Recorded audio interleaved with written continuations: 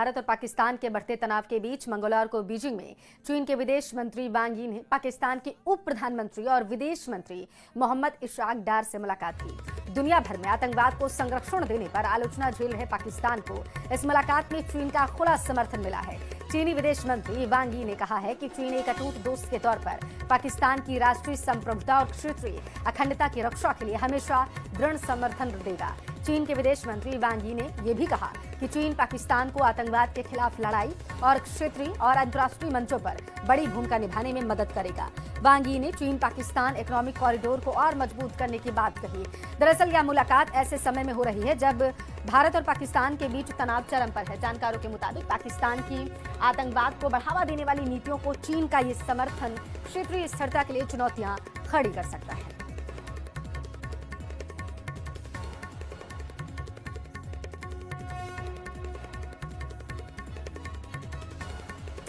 पाकिस्तान ने चीन के साथ मिलकर गुप्त प्लान बनाना शुरू कर दिया। पाकिस्तान के डिप्टी पीएम विदेश मंत्री अचानक बीजिंग पहुंच गए। चीन ने पाकिस्तान को 5वीं पीढ़ी के स्टेल्थ जंगी जेट का ऑफर भी फेंक दिया, जो वो उसे 50% डिस्काउंट पर बेचना चाहता है।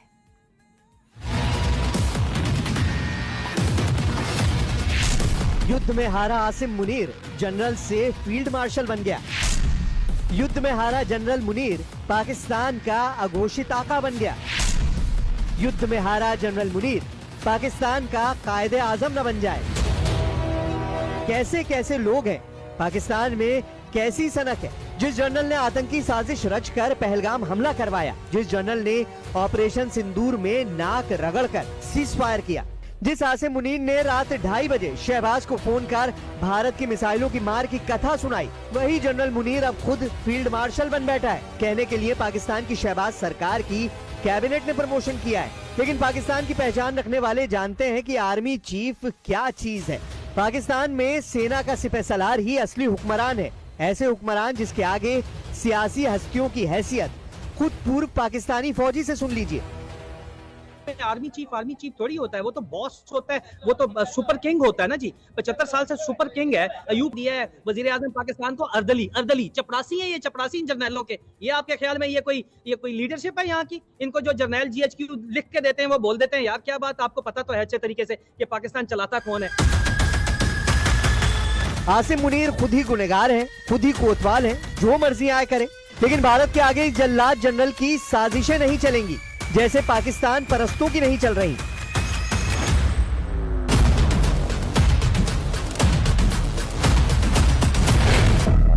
भारत माता की, भारत माता की, भारत की ओर नजर उठाने का एक ही अंजाम होगा, तबाही।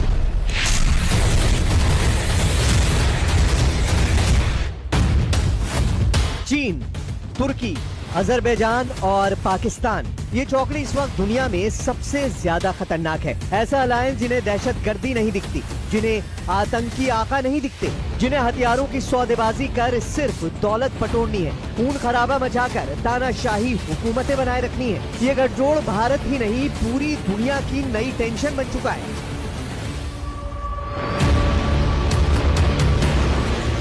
ये तीनों देश पाकिस्तान परस्त हैं। इनकी हकीकत क्या किसी से छिपी है? अर्दवान की पहचान युद्ध उन्माद में जीने वाले जिद्दी लीडर की है। शी जिनपिंग की शातिर युद्ध नीति से पूरी दुनिया वाकिफ है। अजरबैजान के सुप्रीम लीडर समीर नूरियेव का बारूदी नकाब आर्मीनिया के साथ हुए युद्ध में उतर चुका है, लेकिन इसके बावजूद इन्होंने पाकिस्तान जैसे महामक्कार का साथ दिया है और आगे भी देने का दम भर रहे हैं। इसकी वजह क्या है? क्यों पाकिस्तान के लिए तीन देशों ने आतंक परस्ती को अपना उसूल बना लिया है? तो चलिए 7 मई की उस रात जब भारत ने पाकिस्तान में हाहाकार मचाया, जब पाकिस्तान में घुसकर भारत ने आतंकी मुख्यालयों के परखच्चे उड़ा डाले, जब मुजफ्फराबाद से मुरीदके तक ब्रह्मोस का बारूद बरस रहा था, तब ये तीन देश पाकिस्तानी मोर्चे पर साझेदारी निभा रहे थे। पाकिस्तान को बचाने के लिए चीन, तुर्की और अजरबैजान छटपटा रहे थे, मगर भारत की मार से मचे हाहाकार ने जनरल मुनीर को नाक रगड़ने पर मजबूर कर दिया। पाकिस्तान ने रहम की भीख मांगी, भारत ने बड़ा दिल दिखाया, हारे हुए पाकिस्तान को बख्श दिया, लेकिन अल्टीमेटम के साथ। मैं फिर दोहरा रहा हूं, हमने पाकिस्तान के आतंकी और सैन्य ठिकानों पर अपनी जवाबी कार्रवाई को अभी सिर्फ स्थगित किया है। आने वाले दिनों में हम पाकिस्तान के हर कदम को इस कसौटी पर मापेंगे।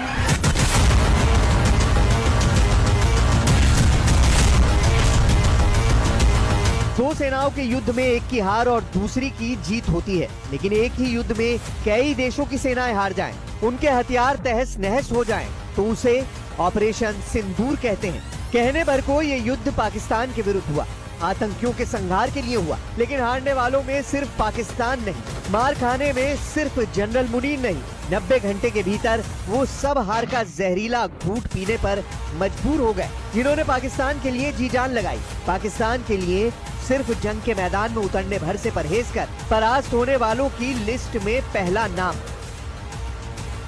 स्वयंभू वर्ल्ड पावर ड्रैगन यानी चीन का है। दूसरे नंबर पर खुद को मुसलमानों का खलीफा साबित करने वाला तुर्की है। तीसरे नंबर पर बात बात पर बारूद से खेलने वाला अजरबैजान है। इन तीनों देशों के सिपहसालार सन है। टॉप लीडरशिप सख्ते में है। वर्ल्ड ऑर्डर में टॉप पर होने का दम बढ़ने वाले चीन और तुर्की की तिलमिलाहट इतनी बड़ी हुई है कि दोनों देशों ने मरनासन पाकिस्तान को फिर से खड़ा करने का मिशन ऑन कर दिया है। कोई पाकिस्तान को तकनीक दे रहा है, कोई हाईटेक हथियारों की सेल लगा रहा है, किसी ने अपना खजाना जनरल मुनीर पर लुटा देने का ऐलान कर डाला है। लेकिन ये खींच क्यों?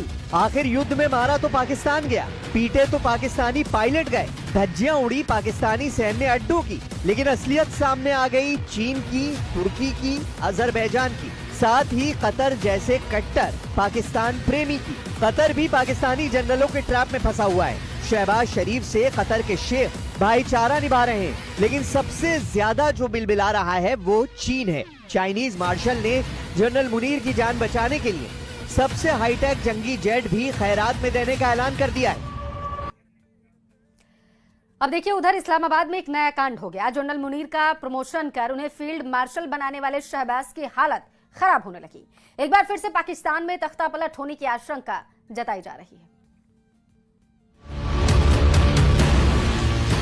चीन ने पाकिस्तान को मजबूत करने के लिए अपने अत्याधुनिक स्टेल्थ फाइटर जेट J-35A की डिलीवरी में तेजी लाई है। न्यूज 18 को सूत्रों से मिली एक्सक्लूसिव जानकारी के मुताबिक अगस्त 2025 में पाकिस्तान को 30 जेट्स की पहली खेप मिल सकती है। ये फैसला हाल ही में भारत और पाकिस्तान के बीच हुए टकराव के बाद लिया गया है। बीजिंग और इस्लामाबाद से मिले इनपुट्स के मुताबिक पाकिस्तान को ये जेट्स 50% डिस्काउंट पर दिए जा रहे हैं। इतना ही नहीं, पाकिस्तान एयरफोर्स के पायलट्स को ट्रेनिंग के लिए PLA एयरफोर्स हेडक्वार्टर बीजिंग भेजा जा चुका है। इस डिफेंस डील के अलावा चीन ने CPEC के दूसरे फेज के तहत पाकिस्तान में सिविल और मिलिट्री इंफ्रास्ट्रक्चर के लिए $25 अरब के निवेश का ऐलान किया है। पाकिस्तान ने इसके बदले ग्वादर पोर्ट तक एक्सेस और सिक्योरिटी देने का वादा किया है। 5वीं पीढ़ी का multi role stealth fighter jet अब पाकिस्तान को मिलने वाला है। ये लड़ाकू विमान सटीक हमलों को अंजाम देने में बेहद असरदार है और रडार पर नजर नहीं आता। ये 2 इंजन से चलता है और हथियारों को छुपाकर ले जाने की खासियत रखता है। इसमें इंफ्रारेड सर्च और ट्रैक सिस्टम जैसी एडवांस टेक्नोलॉजी लगी है। फिलहाल PLA में इसकी फ्लाइट टेस्टिंग जारी है। खास बात ये कि पाकिस्तान ने J-35A जेट में गहरी दिलचस्पी दिखाई है। रिपोर्ट के मुताबिक अगस्त तक पाकिस्तान को 30 J-35A जेट मिल सकते हैं।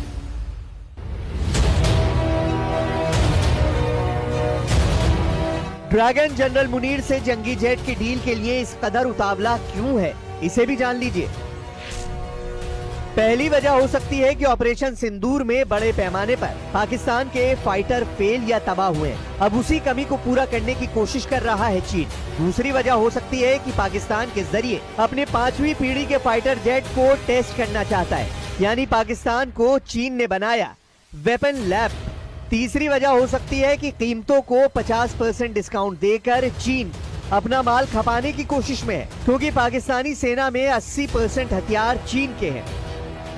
चाइनीज पॉलिसी की पोल ऑपरेशन सिंदूर ने खोल कर रख दी है। मेड इन चाइना हथियारों का सच भी दुनिया ने जान लिया है। चीन की साइबर आर्मी सच को छुपाने के लिए मरी जा रही है। ऑपरेशन सिंदूर के वक्त चीन ने वाइबो जैसे अपने सोशल मीडिया प्लेटफॉर्म पर पाकिस्तान के फर्जी दावों को हवा देना शुरू कर दिया था। हैशटैग्स चलाए गए, India opens flood gates, Pakistan shot down 6 Indian fighter jets. Pakistan की बातों को हूबहू दोहराकर चीन ने अपना एजेंडा साफ कर दिया। भारत के खिलाफ प्रोपेगेंडा चलाकर चीन अपने हथियारों का प्रचार कर रहा था। चीन ने वॉर टेंशन के बीच अपने हथियारों की जमकर मार्केटिंग की।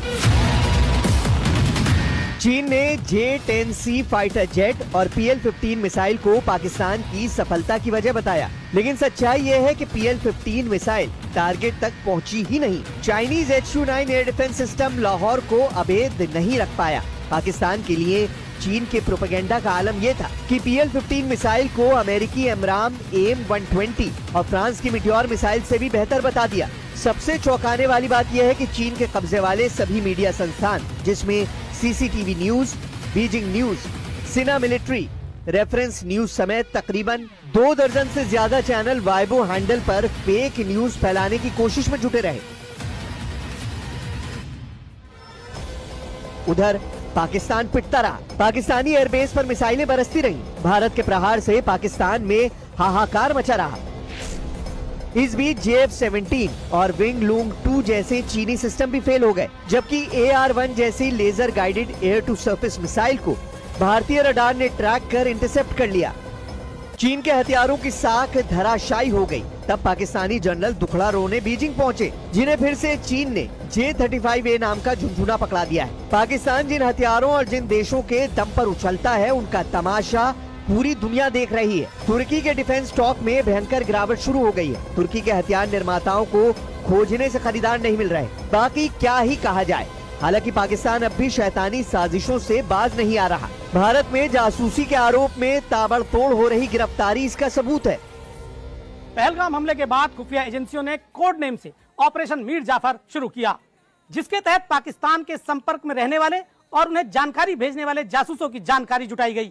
जासूसों की पहचान के बाद शुरू हुआ ताबड़तोड़ गिरफ्तारियों का सिलसिला। ऑपरेशन सिंदूर की तर्ज पर चलाए गए ऑपरेशन मीर जाफर ने पाकिस्तान में हड़कंप मचा दिया।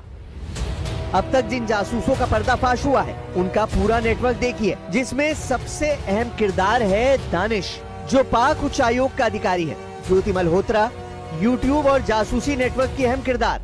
शाकिर, राना शहबाज, ज्योति से पाक में मुलाकात, ज्योति के फोन में जट रंधावा के नाम से नंबर सेव।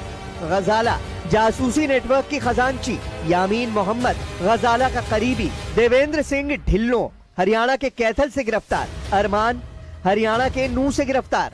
नौमान इलाही, हरियाणा के पानीपत से गिरफ्तार। तारीफ, हरियाणा के नूह से गिरफ्तार। यही नहीं, चंद सिक्कों के लिए वतन परस्ती का सौदा करने वालों की तलाश पूरे देश में शुरू हो चुकी है। सुरक्षा एजेंसियों को शुरुआती जांच में पता चला कि कई लोगों को पाकिस्तान ने पैसों का लालच और विदेश यात्राओं का झांसा देकर ISI का जासूस बनाया। इलेक्ट्रॉनिक सर्विलांस से यह भी पता चला कि भारत के नंबरों से पाकिस्तान में ढेरों जानकारियां साझा की गईं।